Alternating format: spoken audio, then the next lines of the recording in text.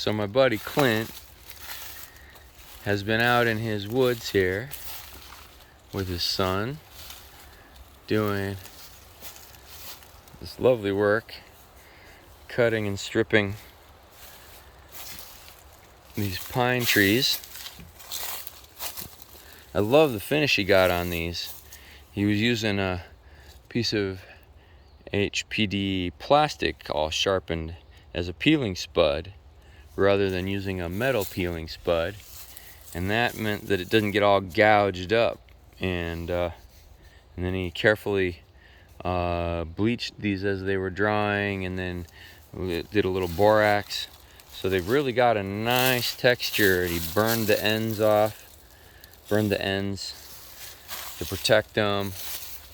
It really opens the woods up without getting rid of the shade. But look at what this little piece of woods gave him enough rafters for a reciprocal roof that he's working on.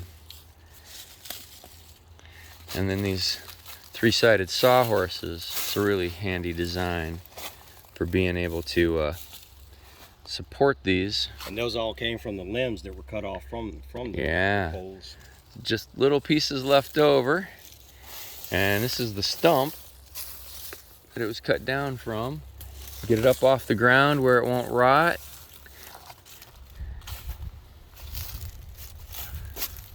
And this is a great way to use this pine that just kind of keeps shooting up here.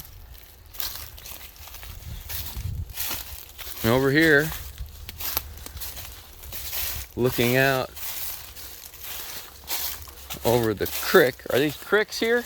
Yeah. The creek. See, where I live, it would be a creek. Here's another lovely sub-rafter type of thing. Well, it's a little bit gone now. Yeah.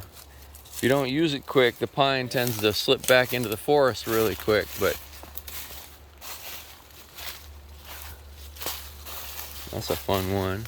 Yeah, that's one of those ornamental raft repairs I was talking about. I'm going to leave it because it helps define the trail here. Mm-hmm. And what is this one? That's an oak. There's a little spindly little oak, isn't it? Yeah, it got torn out at the top, but I want to see if it survives. So yeah. I'm going to leave it for now. Trying to find some of these lovely little yellow flowers that we were seeing before. They live up in the pine trees, but so as we're coming along here, this is the foundation of the house that Clint's been working on. That's a persimmon tree over the roof here, and the idea is to get this house finished and have that tree kind of curve and sit just over the roof. Yeah, persimmons are tasty, but they give nice shade too. The stone here is not local. Unfortunately, there isn't much in the way of stone in the area, so he had to bring it in, but 25 bucks a ton is really quite reasonable for a foundation. And this is a rubble trench. He dug and dug and dug to put down tamped gravel. How far down did you go? 24 inches down and 18 inches wide. 24 down, 18 wide. And he brought it out over here, and it goes off the edge of the hill for drainage. But then further down the hill, there's another end to this pipe here. This is a ground air heat exchanger that's going to come up. So how far does that go? 72 feet, and I've got it curving and windy, so the air crashes in upon itself, and so I don't have a thermal difference between like the outside layer and the inner layer of the air. So this pipe here is really great for having air come into the building that has been tempered by the ground, which is about 60 degrees. That's right. Which is really awesome to have 60-degree air when it's 80 or 90 or 100 degrees and 100% humidity. Yes. And you don't have enough power for air conditioning. This pipe just kind of 5 feet down snakes off through the woods and down the hill so that it stays clear and drained. But air comes rushing up through there, and it will rush into the building and cool the building down naturally. Now, I can't remember the numbers exactly, but I calculated that with a high velocity fan attached to the end of this, drawing the air up, I can exchange all the air in the home here about every 16 minutes, every bit of the air. With cool air. Right, that's right. Or in the winter with relatively warm air. That 60-degree air is relatively warm in the winter.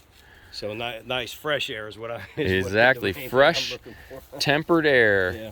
So right now, it's been a while since he's been working on this, and there's a little bit of pine needles that got to be cleared away to get started again. But this stone wall, mortared stone wall with lime mortar, is going to support a cob and straw bale and bottle and stone wall, whatever he feels like putting in it, because the framework will be the pine. That'll be a timber frame sort of a thing, and a reciprocating roof. You can look that up. Tony Wrench does a great book on reciprocating roofs, if you want to see how that works. And then he's got back here a little nook for the dinette. And there'll be a rocket heater over here and a kitchen over here. This is the little house he's been working on. And then there's room for one back in the woods for his son, and a gazebo or a picnic pavilion. It's for sitting in the shade when it's too hot out. Little contemplation throne, pooper sort of a thing, looking out into the woods. That's really the best way to poop, is looking out into the woods. But yeah, had to stop by and see Clint. He studied with cob with us back, what? Yeah, it's been 10, 15 years. 2013. Wow, yeah. It's been 10 years since we've gotten together, and he's gotten some work done on his dreams, and it was lovely to check him out. I'm gonna keep watching what he's doing, and I'm hoping to come down and play in the mud with him sometime soon. That's gonna be good fun. If you want to come and play, and you live down in this area, yeah, join us. I'm off to Alabama now to do some straw baling. It sure is nice here. It's got to be, what, 75 degrees here right now? And it's mid-February, and it is snowing in Ohio, where everybody else in my family is. So I'll go with this, thank you very much. Stay muddy, family.